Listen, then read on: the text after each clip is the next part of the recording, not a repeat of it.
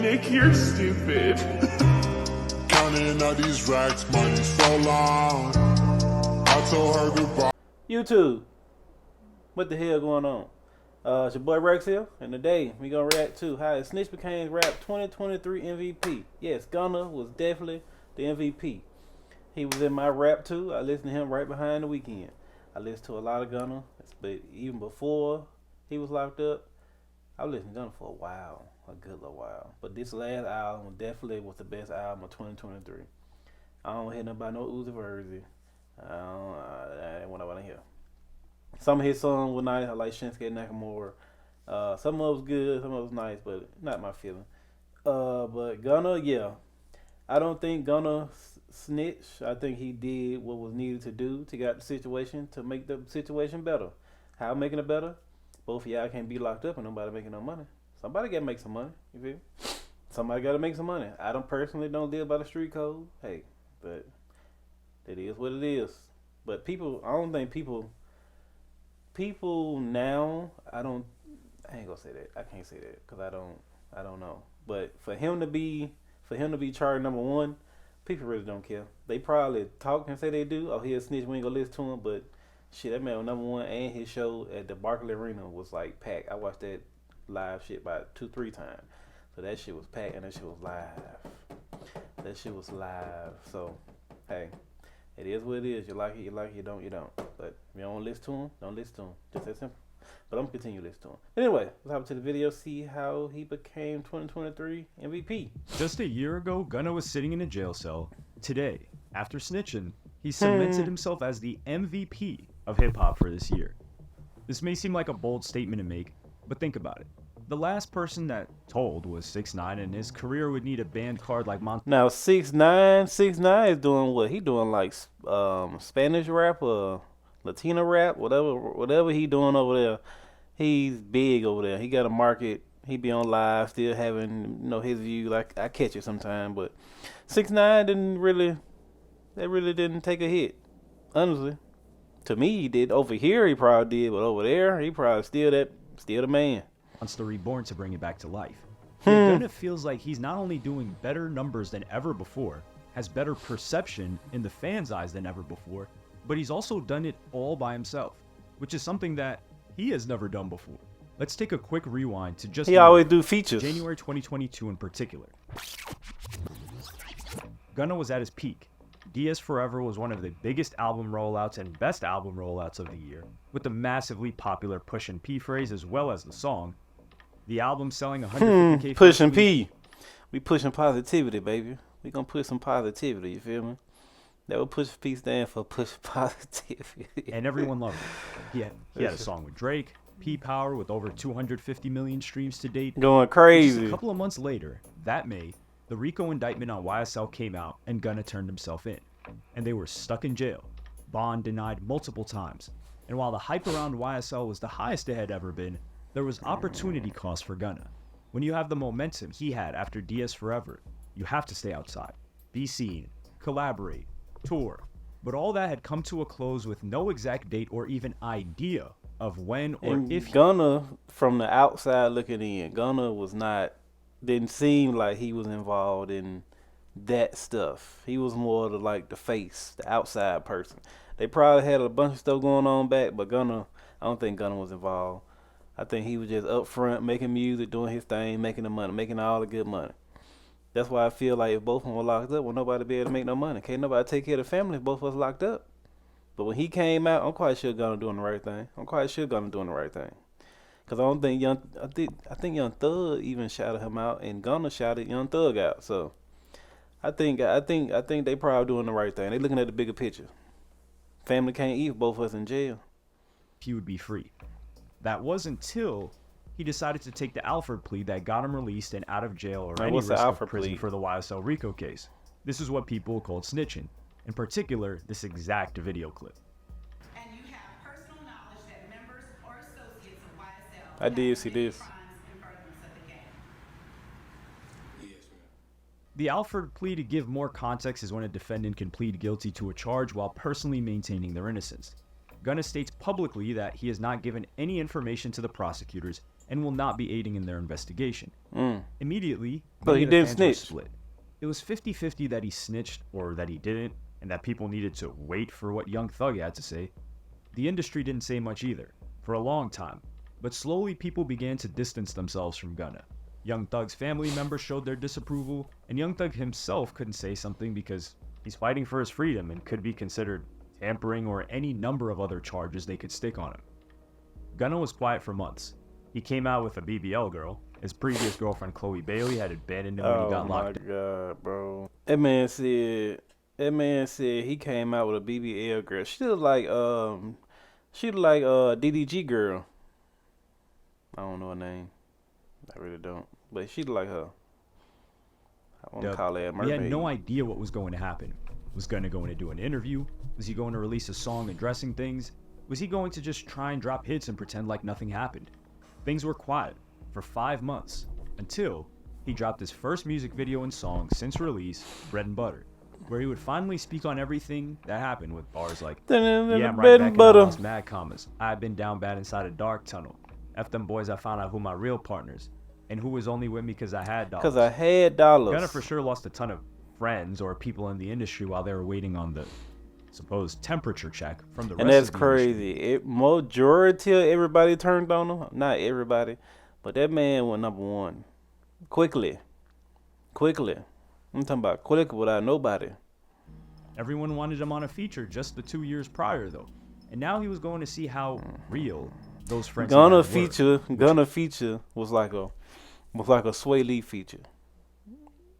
It was gonna hit. You had Gunna on that motherfucker, it was gonna hit. It was definitely gonna hit. Just like Sway Lee. You have Sway Lee on your shit going to number one. Were few and far between. Peepinish, I'm seeing news fallback.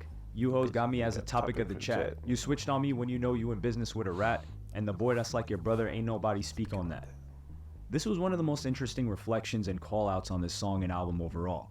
The most likely culprit of this mention was Lil Baby, who has even admitted Gunna helped him start rapping and even wrote raps for him. Lil Baby's biggest song ever is with Gunna, not even Drake, Drip Too Hard, with over 1.3 billion streams on Spotify alone. But Lil Baby was very close to Young Thug and YSL, and he made it known, alongside Lil Durk, that they were not messing with Gunna anymore after he snitched. But the same year, months after Gunna told, Pierre Thomas, aka P, the CEO and co-founder of Quality Control, the record label that Lil Baby is signed to, was exposed for snitching, or cooperating with police in a murder investigation way back when, I think it was in 2010, with paperwork and everything. So it was fair for Gunna to call out something if the case was morals, when the decision that Lil Baby made was likely just based on PR. But to be fair, P has all the leverage over Lil Baby, so even if Lil Baby no longer messed with him on a personal level, he would at least have to deal with him on a business level until his deal with QC was over, which, if we look at the Migos lawsuit against them, was for life. I paid the lawyers all the mills for it, just so I won't have to say a word to dodge a railroad. They find it hard to understand though.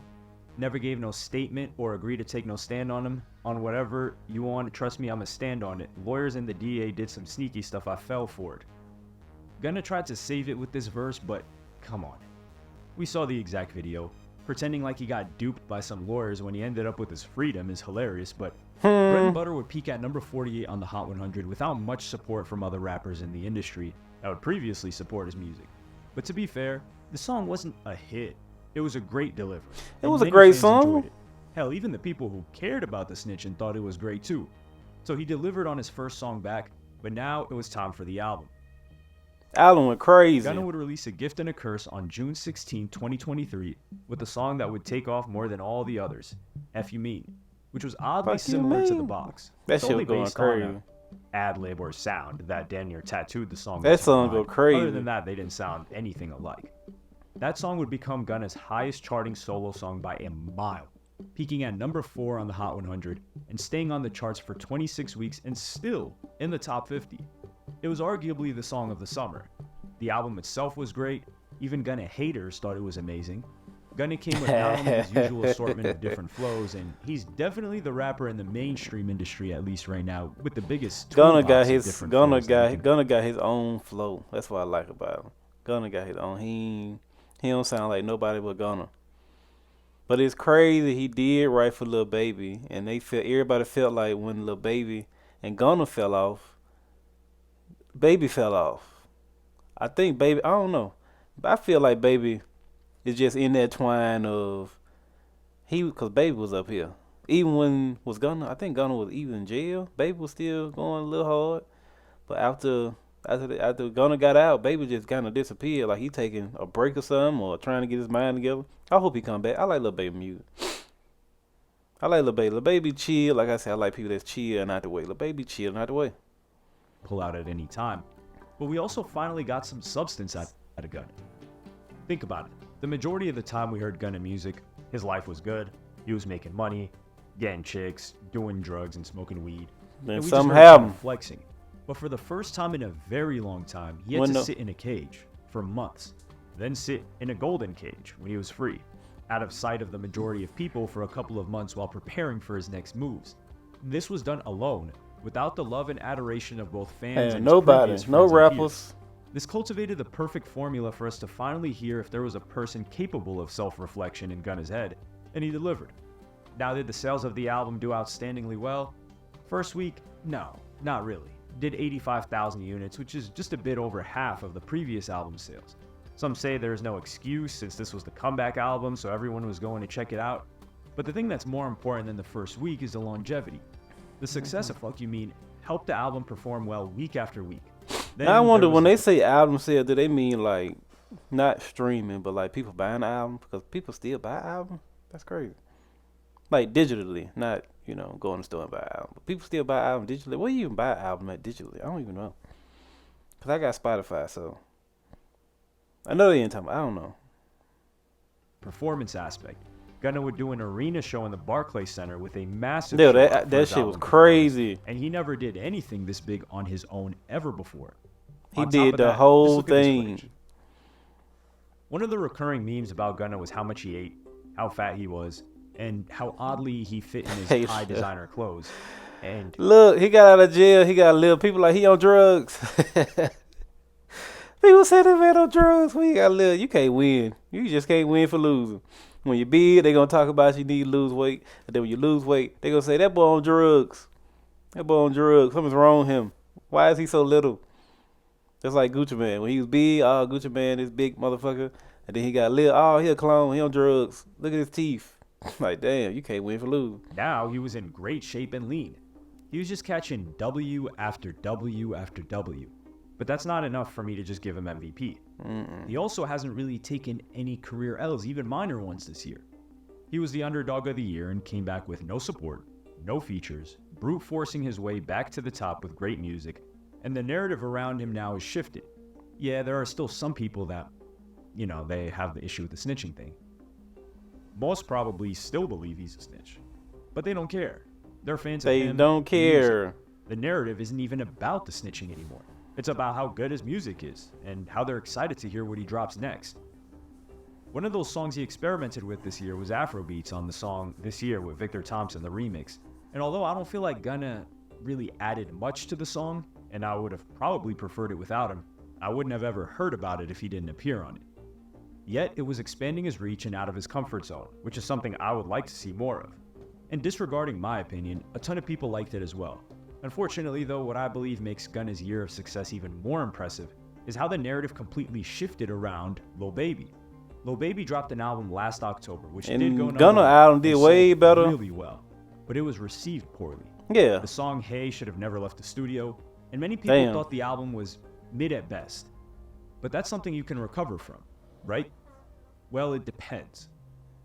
He did Lil Baby shows and released a couldn't few even. singles this year. One of which was Go Hard in April. Get that the peaked at number motherfuckers, 59, which is lower than both Bread and Butter and FUE. It didn't have It's a lot of rappers doing shows, but I think that was kind of like the middle kind of last year thing. They were doing shows and they couldn't even fill them at all. But it's crazy. I think 50 Cent, I seen 50 Cent doing shows. He was filling all his shows. Like older rappers that really do like meet and greets, they were filling all their shows. I guess they got more connection with the fan rather than the rapper just. I'm quite sure Lil Baby do meet and greets. I'm quite sure he do. It just, I guess people didn't have the money at the time. I don't know. Who knows? have staying power either. And then he released a song called Merch Madness, which I won't penalize Lil Baby for. This is somewhat the equivalent of doing a movie soundtrack. It was in collaboration with Mike Rubin's company Fanatics, which, yeah, get your bag, but Not while you need to recover the public perception surrounding the quality and originality of your new music. He released a 2-pack recently. One of the songs, 350, was criticized by Kai Cenat. And if we just look at the majority of comments, there's a growing consensus among fans that Lil Baby is just making the same song. I call this the baby syndrome, or the baby virus. And this isn't anything that's the fault of DaBaby or Lil Baby. This is when fans somehow start to notice this about a rapper, but they have to really He gotta switch hit it them with up. the virus. He gotta switch it up. What they want him to switch it to? He a rapper. What they want him to do? Lil Baby kind of sing. I think he do gotta. Yeah, he got one of them lady songs. But what else he gonna do? I don't know. What the fuck is y'all want him to go pop or something? I don't know. The Baby really, I don't know. All he do is rap. Because it's not all the way true. And even if it may be true, there are tons of other rappers that they listen to that do sound the same, but don't get this criticism. However, it developed. It's here. And Gunna is being praised while Lil Baby is trying to scramble and get the people back on his side. I'm not one to really ask about this, in all fairness. Back when Street Gossip came out, I felt like Lil Baby was just making the I same like music. that shit. Oh, This shit. is not something I ever believed about DaBaby, though. I thought They Lil said Baby that about was DaBaby. heavily overrated the entire time people were gassing him up as the best in the game, next up to Drake, the modern Lil Wayne run. He was So definitely now not. it's no surprise to me that people feel this way, because this is how I genuinely believed him to be rated the entire time. He was definitely not Lil Wayne stature. No, he was definitely not. He was definitely not Drake stature whatsoever. I don't think he want to be up there, but as long as he in the mix, I think Lil Baby comfortable. But he was not up there with them niggas. That's a whole different level. That's a whole nother level. Gunna also did what 6ix9ine should have, which is not gloat and rub it in people's faces, but focus on great music. Give your perspective that people could potentially sympathize with your situation, and drop music. Gunna's story in 2023 is of someone who went from fighting for his freedom, losing every single industry rapper friend, the fans in limbo, pressure is on. You don't get a second chance to come back from something like this. And he delivered musically, in his image, pause, with all of the lost weight, doing it slowly. Gotta and say at the pause, same it's time, crazy. the man who had everything at his fingertips, Lil Baby, is scrambling trying to repair the narrative that's going against him right now, and it's just snowballing out of control. Who is another rapper in 2023 that has gone through adversity and come out at the tippy top to be crowned MVP? I don't believe there's another. But if you think there is, Yeah, Gunna did his thing. Gunna did what he supposed to do. Gunna ain't do what 6ix9ine did. 6ix9ine went straight to live and started talking and all this shit. But Gunna, I think Gunna did do it live, but I really can't remember it. I don't know. He probably did. Can't fucking remember. But anyway, yeah, Gunna did his thing. That album was tough. Lil Baby, I feel like Lil Baby is probably just trying to recollect himself, and he gonna come back harder than ever. That's why I feel. But I don't think people really care about them snitching, because they didn't snitch on me. Why I care? I just want to hear nigga music. Nigga music good. I think this year he probably gonna have some more good music. Yeah, cause last year music just went down here. That shit just started slowing down.